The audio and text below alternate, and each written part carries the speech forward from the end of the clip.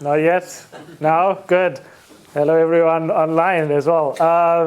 Thank you very much for the invitation to be here, Martin. First of all, it's a big pleasure to participate in this, and hopefully I add something to the program.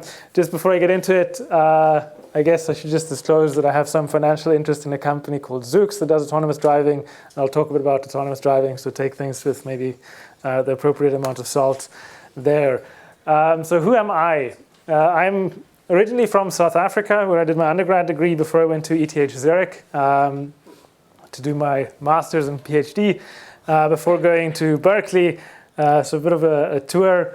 I'm interested in the low sort of level design and control of aerial robotics, especially where I try to combine model-based design, model-based control, etc., to understand what the systems can do and how we can push them to have different behaviors. The second figure here is just some of the people that are working in my lab. I guess something that I enjoy a lot about UC Berkeley is the sort of diversity of cultures and students that we enjoy, that we can see here. And I think at the summer school it's quite similar, at least from the group that we had at lunch, or just before lunch, it was a similarly diverse set. I'll be here until tomorrow, maybe just before lunchtime. I'd love to chat to you guys about whatever your particular interests are. So please feel free to come talk to me if you want to, and make sure we do it before I'm gone. And if you don't find me in time, feel free to send me an email. My email is not listed here, but it's just mwm@berkeley. So with that, who are you? Quick questionnaire. So how many of you are, I'm going to ask you just to raise your hands, mechanical engineers? Okay. Electrical engineers? Computer science? Okay, something else? CPS. CPS, okay. What is something else at the back? Systems engineering. Systems engineering, okay. Something else? Was there another something else that we didn't cap? Computer engineering. Okay. Good. So good mix. Fewer mechanical engineers than I'd have liked, but I guess that's okay. Quick, light question. Which is your favorite physical system, cyber physical system? Options include autonomous vehicle, exoskeletons, coffee machines, drones. Autonomous vehicles, good number of people. Exoskeletons, a few. Coffee machines, the sleepy ones of us. UAVs, okay, good. So we have two opportunities where I will be talking to you. Today is sort of going to be higher level background, I think, and then tomorrow in the morning I want to dive into some specific research examples, talking about specific things that we've been working on and how they fit together. I think it'll be a bit of a different style, perhaps, in terms of background than some of the other talks. And I want to encourage you guys to please ask questions if something seems unclear, or if just in general you want to make a comment. Let's try to make it interactive, especially this late in the afternoon. It's good to interrupt and ask questions and so on. I also have a habit of rambling, so it's good to stop me if I go too far. Just my slide, I guess, carrying water to the ocean in a sense. I think it's a great workshop topic that we have here. Living in our little bubble in the Bay Area near Silicon Valley, there is a tendency to think about robotics, cyber physical systems in terms of the venture capitalist mindset. And these are people that, I guess, made a lot of money building things like chat services or apps to order groceries online. And there the motto is move fast and break things, right? So go quickly, develop quickly, iterate quickly, we'll fix it after you've deployed it. Clearly that is perhaps not a good approach to cyber physical systems. We also have a lot of sort of the Elon Musk Tesla approach, where words like feature complete are used with respect to autonomous cars. And if you look up what feature complete means, it's the end of alpha testing, which is of course the beginning of beta testing, which is probably not what you want to hear with regards to someone deploying self-driving cars on public roads. Then of course there's the famous Elon Musk fully self-driving bullshit, because what does that mean, right? What is fully self-driving, right? And I think it's important that we look at this and apply the correct amount of skepticism to it. right? So if a car is self-driving, what does it mean for it to be fully self-driving, right? And what does it mean for someone to need to make that qualification? What does that say about their approach to these things? Then there's Uber with their motto, closer than you think, which of course is very unfortunate given their history of actually having killed a person. And I think when I think about this particular incident, and I think it's important to think about this particular incident, the failure was not so much formal verification or something like this. It was not a failure of technology. It was a failure of engineering to step up and, I guess, disallow testing. So what happened in this particular case is there's a trade-off between the risks that you're willing to take and the opportunities, the economic benefits, etc. And here, what happened is there's a single safety driver. There was no verification that the safety driver pays attention. There's very little training involved. And then, of course, someone died. And the person that died was not involved in the outcome, right? So they didn't get any benefit from this experiment. And I think it's important that we, as engineers, as the people that actually are in the room that understand what's happening, use this trust that the public places in us and speak up, right? Before these people that say things like this, I guess, effectively poison the well, right? And make the kind of things that we're excited about somehow publicly unacceptable, right? And I think that's an important responsibility that we have to bear.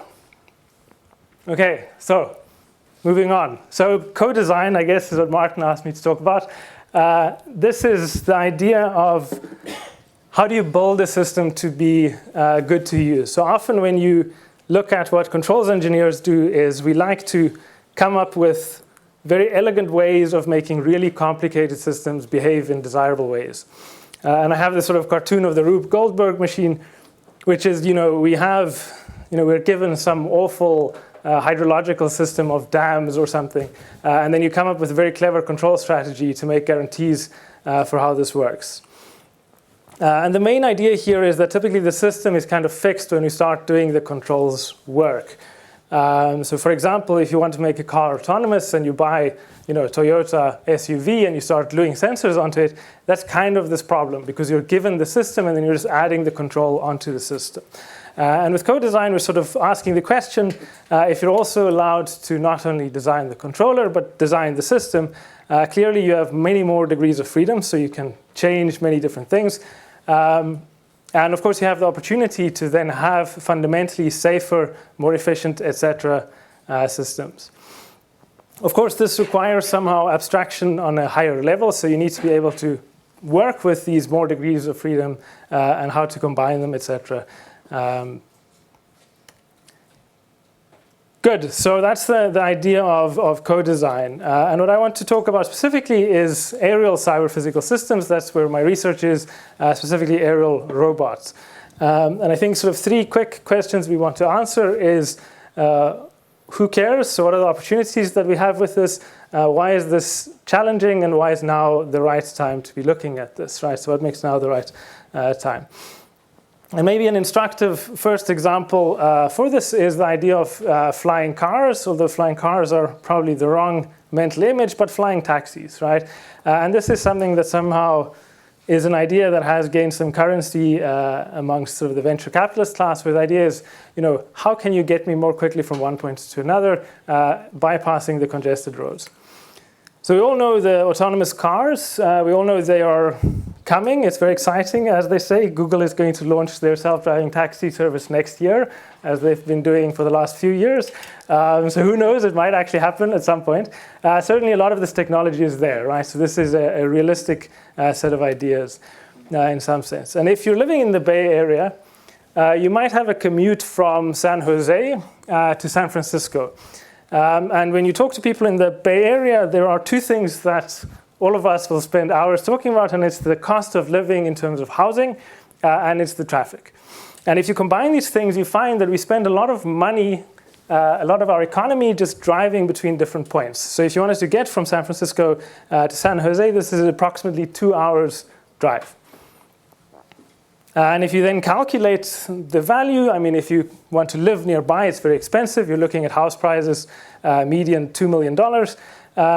And people have relatively expensive time, so hourly salary on the order of $120. So if you can take this 2-hour drive and you can turn it into a 40-minute flight, then clearly you suddenly free up a lot of value, right? So this is sort of the motivation for why a flying taxi might actually economically make sense. So the main idea is I have autonomous cars, I have aerial robots, so we've all seen these things around, so you can buy sort of this DJI robot for maybe $1,000, and then of course we have the commercial applications that suggest that the technology is mature enough to actually go out and be used. When you then combine them, you get things that look approximately like this, right? And these are all machines that are capable of vertical takeoff, so operating in relatively confined environments, and then flights, right? And they're all capable of carrying a single passenger, although I'm not sure all of them actually have flown a person on board. Certainly, the Volocopter here and the E-Hang are reasonably mature technologies, and they are being, well, you can go fly in one of them if you know the right people to ask. Not sure if you should, but I think no one has actually been seriously hurt, so maybe it is reasonably safe. And of course, there's other things that we can do with aerial robots besides carrying people. We all know Amazon wants to carry goods, but you can do other applications as well.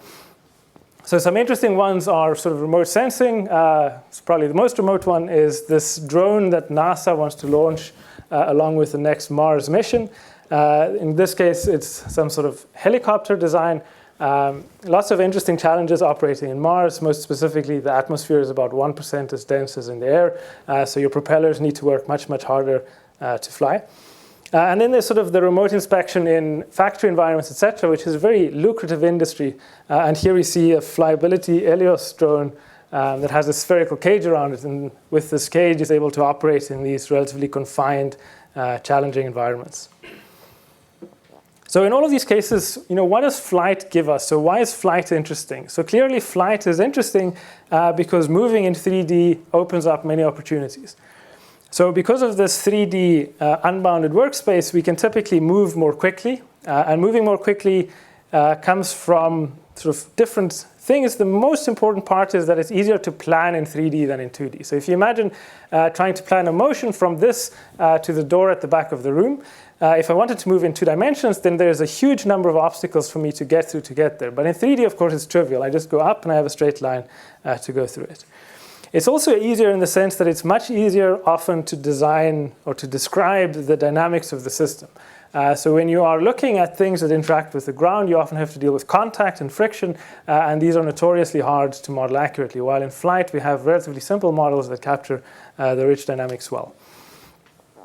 Of course, there's no free lunch, so there's some downsides to flight. The most important one is that, or probably the first one that you notice, is that you have a very limited payload. And this typically you notice in that you have a much smaller range than you would like because you have less energy on board than you would ideally have. But also you can't put all the sensors you want on your drone, or you can't put all the actuation you want on your drone, etc. And of course, these systems are inherently dangerous, and we'll talk more about that in a moment. So the most common kind of aerial robot that you will come across is a multicopter, and specifically a quadcopter. I want to ask quickly, how many of you have flown a quadcopter yourself? Okay, about half of you. The rest of you should go on to Amazon or whatever the Swedish equivalent is. You can buy a little one for $25. It's probably about 250 krona. And they're a lot of fun to fly in your living room. And it's just kind of impressive what you can get for that kind of money and how well it will work. So quickly, how do these things work? I suspect most of you know this. But the idea is I have 4 propellers. These propellers are arranged in 2 pairs. So one pair returns up with the right hand, another pair that rotates in the opposite direction. As they rotate, the propellers push air downwards. This causes a force acting on the motors, which then pulls the vehicle upwards. So I have 4 of these motors. Of course, when I want to just hover, I will have all 4 motors produce an equal amount of force. And then by varying the relative forces, I can get the vehicle to move. So for example, when I increase the speeds of these 2 motors and decrease the other 2, the vehicle will have more force on the one side, causing a moment, and that will cause the vehicle to rotate into the board. If I increase the speeds and forces as shown here, the vehicle will rotate away to the right-hand side. And finally, if I increase the speed of the two propellers that rotate in the same direction while decreasing the other two, what happens is as the propellers rotate to push the air down, there is a reaction torque from the air pushing against the propeller that causes that motor to want to twist the vehicle in the opposite direction. When all four motors are producing the same force, these torques sum to zero and the vehicle will remain stationary. However, if I have this configuration, these two have a larger torque than the other ones, which causes the vehicle to rotate around the thrust direction, thereby giving us a yaw torque. Now we notice that if I do this, I can have the vehicle yawing without going up or down. So I can sort of independently control the vertical acceleration and the yaw torque. So of course, this is a fantastic modern technology. Quadcopter sort of exists since about 10 years, except that not really. So it's a very old idea, it turns out. And some of the earliest hovercraft were in fact multicopters, not helicopters. And the reason that this happened is that it's mechanically a much simpler thing to build than a helicopter. So helicopters have much more complex mechanics at the blades than multicopters do. So here are some older ideas. I think this is a French design from 1907. Then there's a patent that the US Army has from 1922, both of them for manned multicopters. Of course, back then, these didn't really work, or at least didn't take off commercially. One of the big reasons is that these are inherently unstable designs, and we'll talk about that in a second. So that then leaves the question, given that this is more than 100 years old, why are they so prevalent now? What has happened now? So one of the main things that has happened is we have become very good at making motors, so transferring power. So if you look at a huge jet engine, so for example, this General Electric GE90 turbofan, you get about 10 kilowatts per kilogram of engine. A Formula One engine, so this was back when they did not care about the environment, you get about 7.5 kilowatts per kilogram. I guess it's debatable whether Formula One cares about the environment today, but more so. So this was sort of one of the, I think, peak specific powers that you would have seen in Formula One, so about 7.5 kilowatts per kilogram. And then you have this relatively low-cost electric motor that we have on our drones. It costs about $10, and it produces about 2.5 kilowatts per kilogram, right? And that's comparable to this multi-million-dollar jet engine and presumably also a multi-million-dollar Formula One engine. But actuation alone is not enough. So if you only have actuation, you have something like what they had 100 years ago. And what you find is if you have all four motors producing the same amount of thrust, which should in principle have the vehicle remain stationary, we see that instead the vehicle starts meandering and eventually falls down. And that's because this is an unstable system. So what you need to do is you need to stabilize the system. And of course, this is where feedback control comes in. And we already had a nice introduction to feedback control when we were having the two cars chase one another. So the idea with feedback control is that we need to link our actuation to sensing. So we have some sensors that give us information about what is happening in the environment. We link these sensors through computation to the actuators in this continuous feedback loop. And this allows us then to stabilize the system. And that's what you'll see here. And of course, what has now made this possible is this combination of low-cost but accurate sensors, specifically inertial measurement units, and low-cost and powerful computation. And in a large part, this is really the cell phone industry that has made this possible, where you have these sensors and the computation really being pushed, bringing the price down and thus allowing this kind of technology to also flourish. So this brings us to sort of the current state of aerial robotics, this idea of very powerful actuation combined with low costs and accurate sensing and computation. And of course, battery technology should be mentioned. Energy storage has also advanced quite a bit, allows us to create these systems. Now, of course, if you're thinking about safety and flying, the sort of Federal Aviation Authority administration, in the United States, and the European equivalent, whose name is now escaping me, come to mind, right? So there are very well-established frameworks for thinking about safety for passenger flight. And I don't know how many of you have seen this graph before. Okay, no one. Okay, good. It's kind of an interesting graph because it captures this trade-off between risk and reward. So when we think about the amount of risk that we will tolerate, this is a sort of informal scale, going from a huge amount of risk to this black line, which is absolute safety, so no risk at all. And of course, if we wanted absolute safety, that's really easy to achieve in aviation. You just disallow flight, right? So if no one flies, no one can die while flying. That's trivial to do, but of course it's not useful because we want to be able to fly, right? We want to be able to travel. So there's this idea that there has to be some allowable margin for safety. There has to be this allowance for uncertainty before we can even do anything in this domain. And what this graph captures, and unfortunately it's kind of hard to see here, is sort of the societal acceptance of risk for different classes of aircraft, where at the top we have large passenger jets. Think of an Airbus A380, for example, to smaller and smaller aircraft. So business jets, for example, typically are less safe, and we accept that increased risk, to light sport aircraft, which are even less safe, all the way to remote-controlled aircraft, where, of course, risks are relatively high, so it's very likely that you lose an aircraft in remote control, but we accept that risk since, of course, the consequences are relatively benign.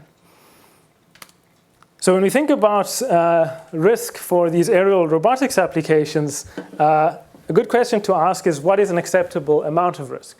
So in general aviation, acceptable risk is extremely low. I think 10 to the minus 9 safety critical incidents per hour. But then this decreases, of course, as we go to, say, hobby risk, hobby flight, where there's much more risk, right? And the idea is, if you want to do light sport aviation, it's kind of like riding a motorcycle. It's something you do because you enjoy it, and of course, then the risk is much more acceptable. But clearly, if we're talking about aerial robots, so think about a delivery company wanting to fly packages to your neighbor's house, how much is acceptable risk? And a big thing here is who bears the risk, right? So if my neighbor is ordering packages and wants to get the package today rather than tomorrow, and thereby gets the drone to fly over my house, and the drone crashes and hits me on the head, is that acceptable or not, right? And I think here it is different than maybe the autonomous vehicle case, because we all accept implicitly the risk of the road when we go near public roadways. It's different if I'm in my house. I don't feel like I should be accepting that risk, or should I, right? So there's sort of an open question on that front. Quick question for the audience, without calculating it, what do you think is more risky, or what carries more energy? An object moving at 100 kilometers per hour linearly, or that same object stationary but at 40 meters above the ground, right? So which has more energy? Right, and it's a pretty easy thing to calculate, but don't calculate, just guess, right? So who thinks it's the motion, straight line? Who thinks it's the potential energy? So it's about the same. These two numbers are roughly equal to one another, which is perhaps kind of surprising because 40 meters is not that high. And what's interesting about aerial robots or flight in general is there is no obvious fail to safety state, right? So if I'm in the air at 40 meters and my sensors die, what do I do, right? So it's easy in a car, I can just jump on the brakes and at least then I'll come to rest. But in an aircraft, that's not the case, right? I can't stop if I don't know where I am. Okay, so that's the background. Now I want to do a specific example where we look at an aerial robot and how we might do sort of a design for an aerial robot. And we'll go through the steps of looking at the dynamics, modeling the system, and then looking at how we can design such a system for stability. And again, stop me if I'm talking too fast or too slow, or you have a question, please. Okay, so when we think about aerial robots, in their most simple model, they have 6 degrees of freedom. So these 6 degrees of freedom basically mean that if I want to describe where this thing is in the world, I need to specify 6 numbers. And physically, they correspond to 3 degrees of freedom in position. So that's if you have an object sort of in Cartesian plane, X, Y, and Z position, perhaps. And then 3 degrees of freedom in orientation. So you can rotate a body about sort of 3 axes to get it from one configuration to another configuration. The position is relatively easy to describe in terms of this vector, so a vector of 3 numbers. The orientation is slightly more complex to capture mathematically, So you can write it most usefully as a matrix. So this matrix R that I write here is a 3 by 3 matrix, and it belongs to this special orthogonal group. And this group has the property that if I take a vector and I write it in one coordinate system, say in the ground fixed coordinate system, and I want to express it in a different coordinate system, say the body fixed coordinate system of my robot, these two representations are related through multiplication with this matrix R.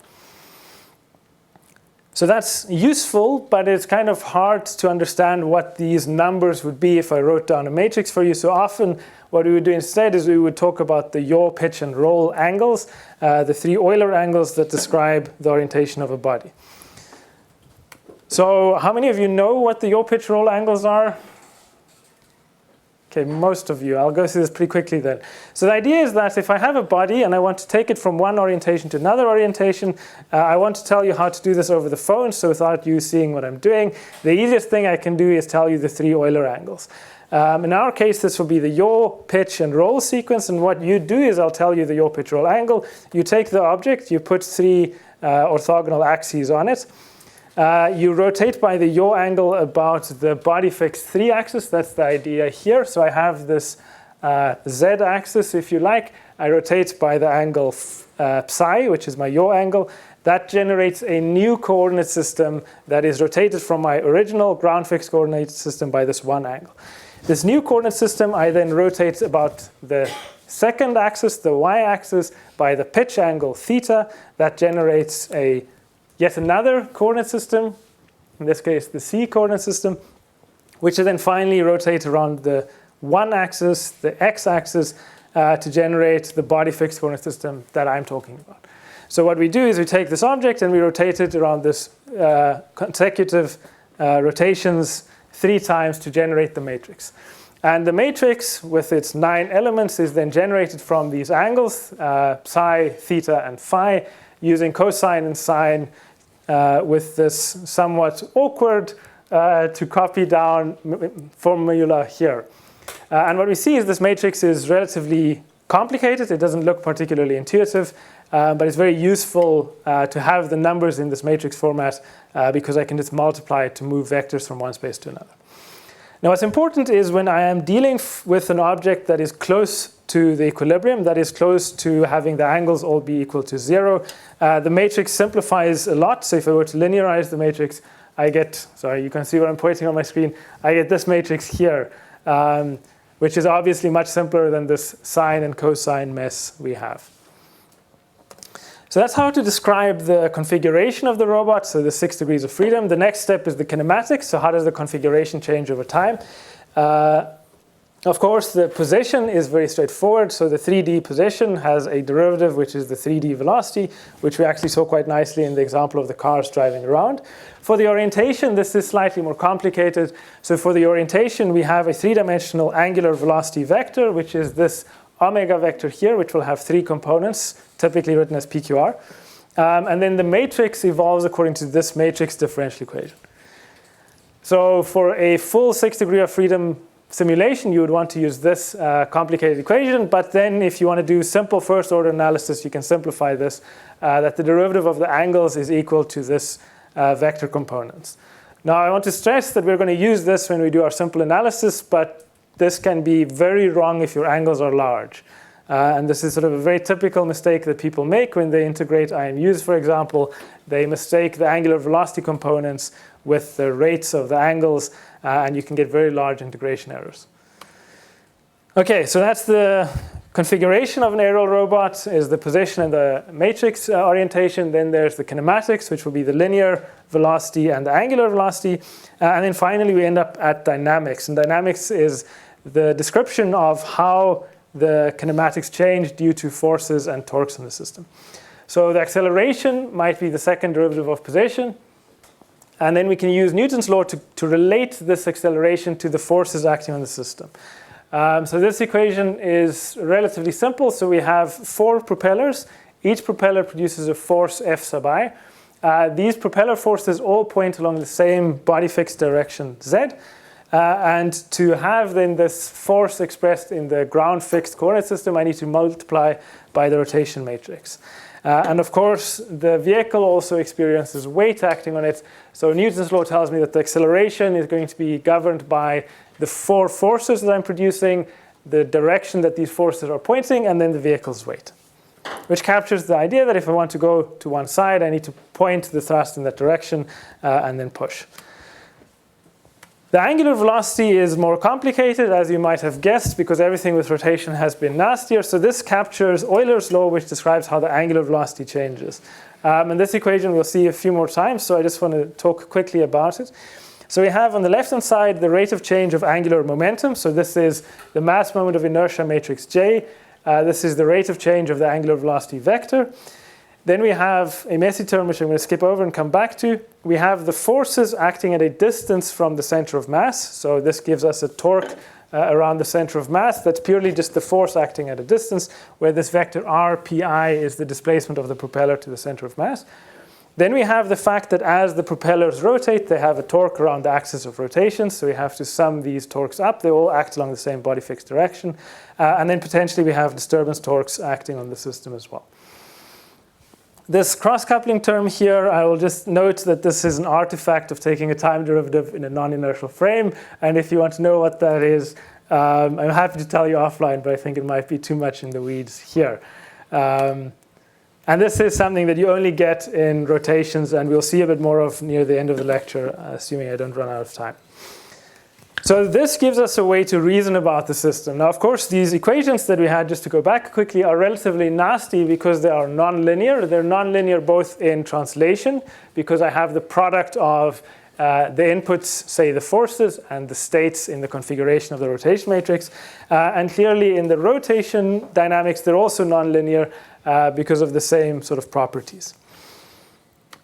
So what we can do to make this easier to analyze is we can linearize these dynamics. So basically look at small deviations from the equilibrium state. And the equilibrium state, of course, one of these vehicles is being stationary and upright. What you get when you do this analysis, skipping over some of the details, is you get that the system decouples into 4 systems. So system now being mathematical system. One system will be sort of the x motion along the body, along the inertial x direction, which would describe how the x position of the vehicle, the x velocity, the pitch angle, and the pitch angular velocity change over time. And we'll find that these change only as a function of those states themselves. An input torque, which I'll talk about in a second, and then components of the disturbance, so a disturbance force and a disturbance torque. The Earth-fixed y direction will look the same, except that these will all be the relevant changes from x to y. The vertical direction is a double integrator, so you have the vertical position, the vertical velocity being a function of themselves, the total force that we are producing, and then likewise a disturbance force. And then the fourth system will be the rotation around the thrust. So these generate then 4 decoupled linear systems. And they've been decoupled by doing this transformation on the 4 forces to these equivalent inputs. So the total force and then 3 components of torque that we're generating. So this is a very standard thing to do.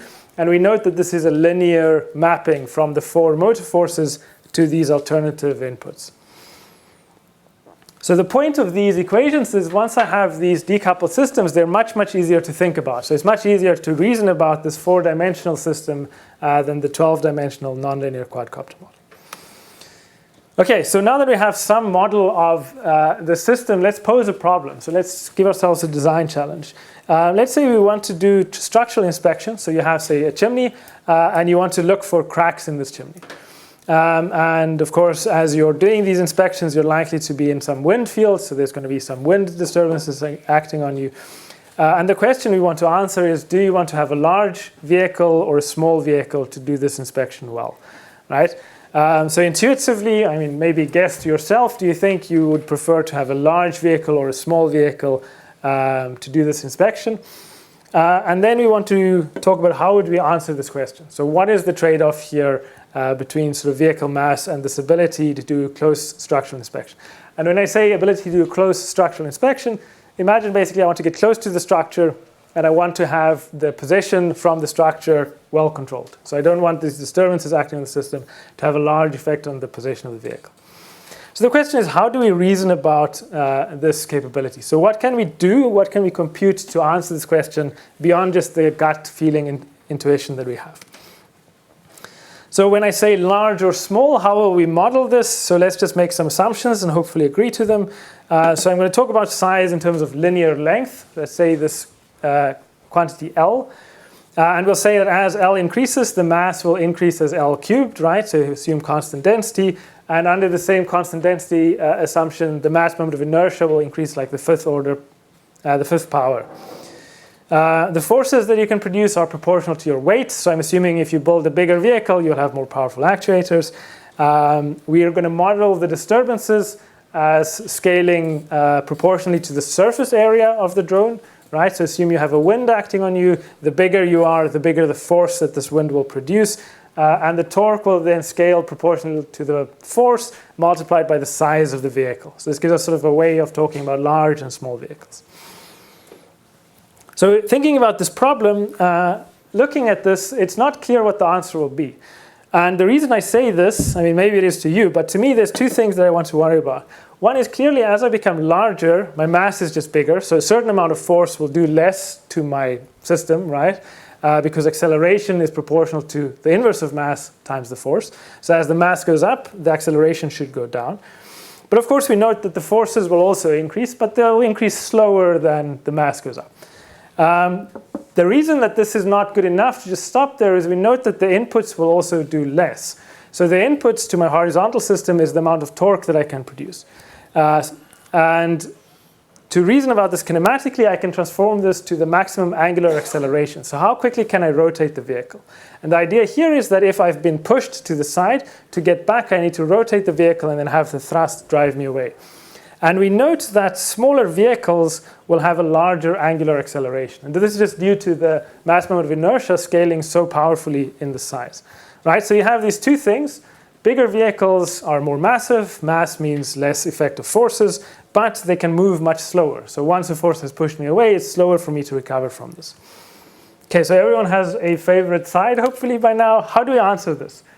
So any ideas? How can we reason about this? How would I compute this to give someone a letter and go on $1 million research program to design a vehicle? How would I reason about big or small?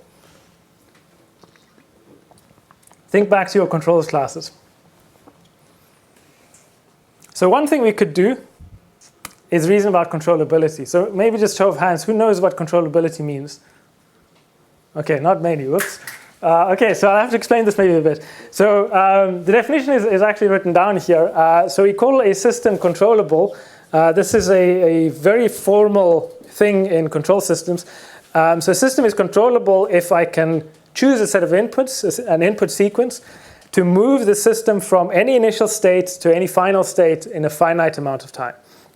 Right, so you can imagine if I am driving my car and I describe the state as, say, the XY position, and I'm on an empty parking lot, that's probably a controllable system in the sense that I can drive my car from any point to any other point.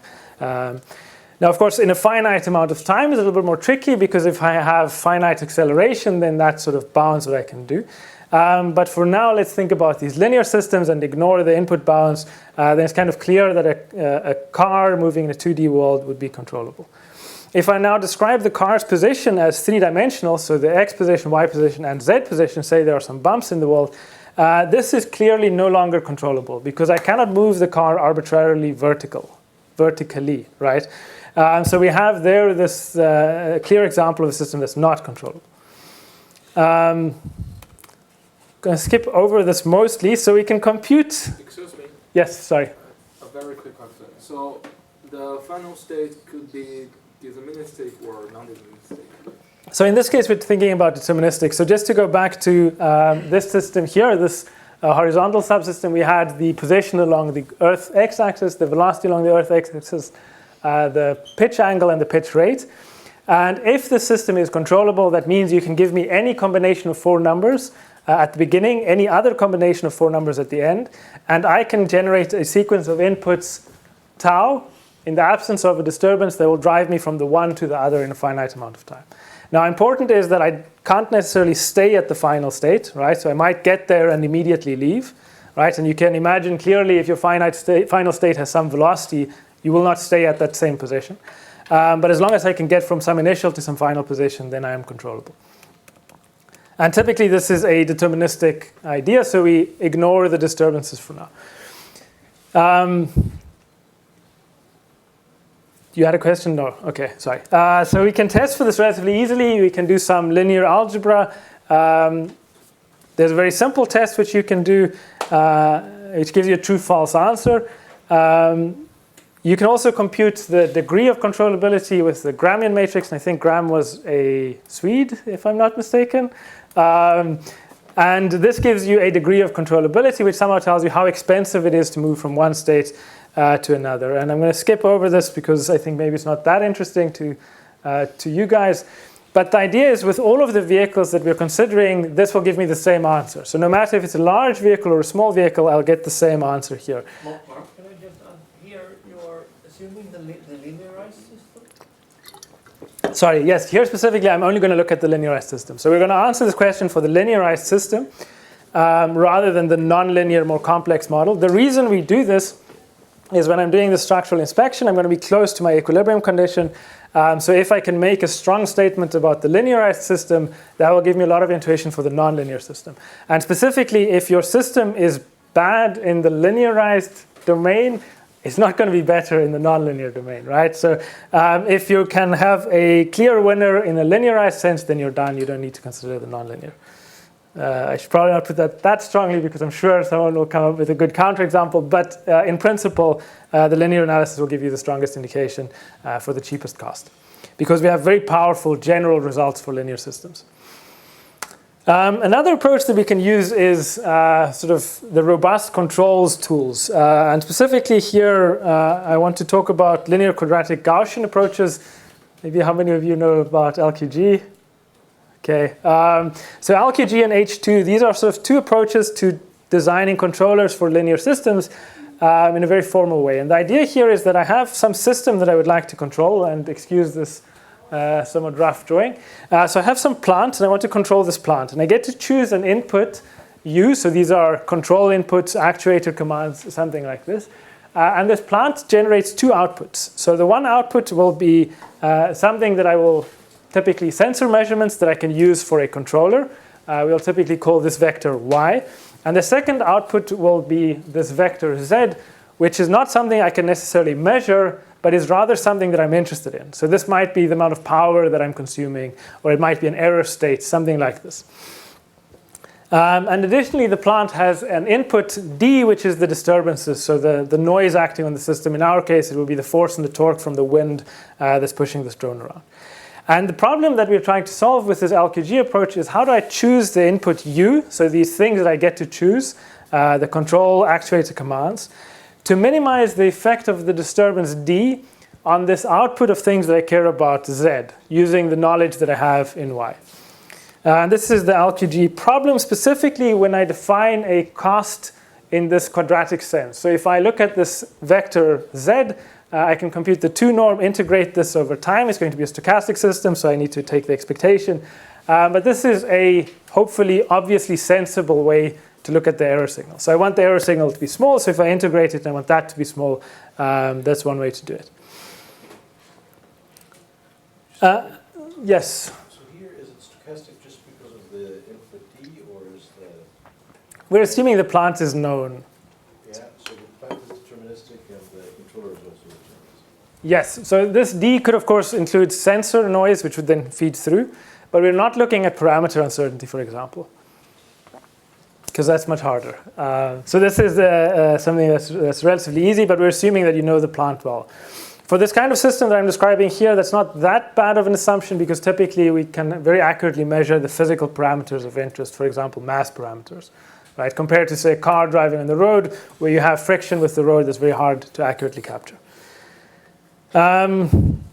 Maybe the main thing to note here is that the output that we care about will be some linear function of the states of the system and the inputs.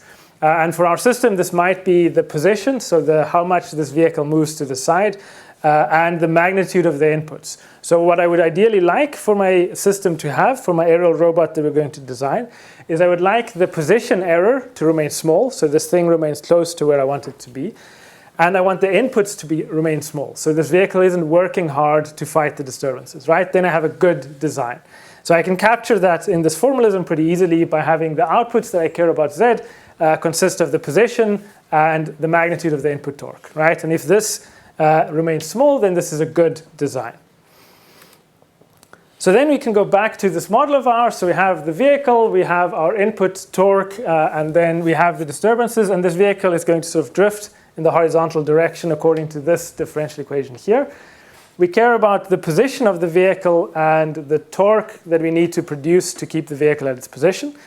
And what I've done is I've taken the previous equation and I've just added the scaling factor lambda. So lambda just tells me if lambda is equal to 1, this is my nominal design. If lambda is equal to 2, this is a vehicle that's twice as large. If lambda is equal to half, it's a vehicle that's half as large. And we note that then the mass moment of inertia scales, as we said, to the power of 5, and the disturbances scale, as we had talked about. And then the output, we normalize the torque by the maximum available torque. So we're trying to penalize the fraction of torque that we're consuming somehow. So it's a very easy way to capture this idea that I want my aerial robots to remain close to the target, and I want to use as little as possible of my overall available torque. And this is a fair way to compare it, hopefully, because smaller vehicles, of course, can produce less torque, but we care about the fraction of the torque that we use. And once I have this formalism, I can very quickly in MATLAB write 4 lines of code, or in Python write 4 lines of code, and generate for any specific vehicle, how well does it do? And then we can compare this. So what I have here is 2 graphs. Let me just explain what you're going to look at here. So we're looking at vehicles that are a nominal design. This is a robot that weighs about 1 kilogram, to vehicles that are 10 times as large, that have a mass of 1,000 kilograms. So if they're 10 times as big, they're 1,000 times as heavy, to vehicles that are 1,000 times smaller in mass, so 10 times smaller in length. And then we look at the effect of the 2 disturbances separately. So we look at the torque disturbance, so the wind that produces torque, and the force that the wind produces. And what we've done is we've taken this H2 norm, this cost that we've computed analytically, and we have normalized it so that the nominal quadcopter has a cost of 1. And what we note now is that larger vehicles are better than smaller vehicles.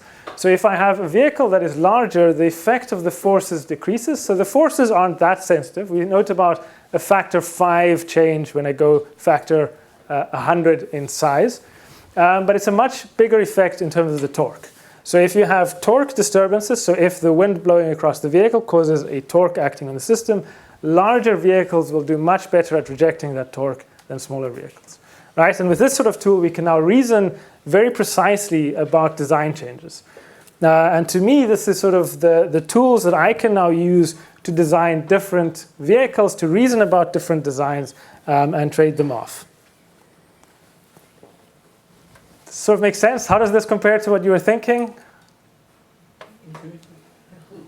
Bigger is better, right? But now we know that this is, in fact, that the effect of the bigger mass massively outweighs, in terms of the torque, the ability of the vehicle to accelerate quickly, right? So the increased control authority that we have for smaller vehicles does not compensate for the increased sensitivity. So this is very useful because I can very quickly do these analyses. I can very quickly compare systems because it's this closed form computation. But there are a bunch of restrictions. So first of all, it's only first order. So we've linearized the system. Typically, as I said, if your linearization shows you warnings, higher order terms don't save you, right? So if your linear system is bad, your nonlinear system is probably going to be as bad or worse. Another thing is, we've linearized the system, and the first objection is, of course, there are no linear systems, right? Nothing is linear. The response to that is everything is linear to first order, which is mostly a tautology, but there is a lot of truth to that. So as long as you are close to where you want to be, first order models are extremely useful. What we've modeled has sort of been white noise disturbances. So we've assumed that the wind is some white process. Of course, in general, that's not going to be true. We know that wind comes in gusts, for example, so there is something that we're missing in this analysis. And of course, if you're interested in sort of worst case disturbances, you can look up, for example, H-infinity control and model uncertainty. Any questions about this before we move on? Okay, so a specific application I want to talk about, and I think I'm going to run out of time. Martin, I have an hour, right? And I should leave a bit of time for questions. So maybe I'll just pose the problem and then I can talk about it tomorrow. How much will that piece take? Maybe 15 minutes. What does the PAL chair say? Martin, I think it's easy for me to just pose it and then I can talk about it in detail tomorrow. I think that might be a good way to do it. So we don't run too late today. So the problem I want to look at is, okay, we have now this vehicle that's doing something useful, hopefully. It's carrying packages, it's doing inspection of these chimneys, etc. And of course, what I'm worried about is what happens if I have some catastrophic failure in the system. And specifically, what happens if I have an actuator failure? So what if one of my 4 motors, say, fails? So imagine you have your neighbor called the drone, it's flying over your house to deliver the package. And then your other neighbor, if you're in the US, does something like this and shoots the drone. What happens next? So a typical engineering approach to this problem is redundancy. And we've heard a bit about this. So instead of having only 4 motors, I have more than 4. So 6 motors. One of the earlier Prime Air Amazon delivery drones had 8 motors. And of course, if you have 8 motors, these are basically 2 quadcopters that I'm gluing together. So if one of my motors fails, I just turn off one of these quadcopters and have the other quadcopter carry me home. If I'm carrying a person, maybe 8 is not enough and I want even more. This is an early iteration of the volocopter design that had 16 propellers, right? And the idea is the more propellers I have, the less effect one failure has on my system. Of course, there's a downside to this, and kind of counterintuitively, it's harder to make a system reliable that has more actuators. So the more actuators I have, the more likely it is that in any flight I will experience a failure, right? And if you talk to airplane designers, they'll often say it's safer to build a single-engine airplane than a twin-engine airplane because the pilot only has to maintain 1 engine wall, right, rather than 2 engines. And the same sort of applies here. So the question is, can you design vehicles that have fewer inputs, that have fewer actuators? And the advantage would be that you have lower cost because you have fewer actuators to build. You have less structure, so you'll have a potentially lighter system, so it'll be more efficient. And you have this lower probability of failure. And sort of the fundamental question is, if I have 4 propellers, we know I can hover. If I remove one of those 4, can I still hover? Can I still fly with fewer than 4 propellers? And I'll end on this slide, I think. So why is this non-trivial? So if I have 4 propellers, this is sort of the configuration that we had before. The reason this is easy to fly is I can think of my 4 propellers in terms of this 3-dimensional torque. So the torque around the body fixed X direction, around the body fixed Y direction, and the body fixed Z, or the thrust direction. And I have the total force that I'm producing. So 4 numbers for 4 motors, and I can map these as I like. If I now remove one of my 4 actuators, I no longer have these 4 degrees of freedom that I get to choose. And specifically, I cannot produce a certain amount of force to maintain my height, in addition to having 0 torque, right? So I cannot stand still because whatever I do, either I am going to be rotating or I can fall, right? So these are my 2 options. Either I keep my attitude the same, but then I can't control my height, or I try to control my height, but my attitude is going to change. And you can imagine if, for this configuration, we just have all 3 motors produce an equal thrust, what will happen is the vehicle will start to roll over because the one motor is not being balanced. And we'll see in the next lecture, one way you can get around this is by exploiting the angular momentum and this nonlinear cross-coupling term, which I glossed over earlier, to have these vehicles hover. And in fact, we'll see you can create systems that can fly even if they only have a single propeller by understanding and exploiting the dynamics sufficiently. And with that, there's maybe quick question time, or we move to the panel, I'm not sure. Thank you very much. Thank you.